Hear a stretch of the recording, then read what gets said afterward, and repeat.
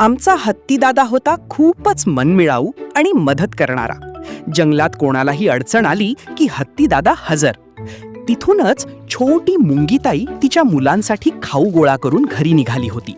रस्ता लांब होता पण तिचा उत्साह दांडगा होता. पण अचानक धप, एक भला मोठा दगड रस्त्यात येऊन पडला. मुंगीताईचा रस्ता पूर्णपणे बंद झाला. आता काय करायचं? हत्तीदादा, जरा मदत करशील का रे? हा रस्ता बंद झालाय. अरे, यात काय मोठं काम? हे बघ, 1 2 3 आणि हा गेला दगड बाजूला.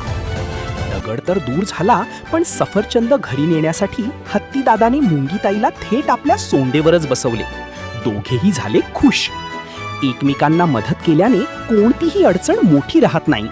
एकीचे बळ सर्वात श्रेष्ठ.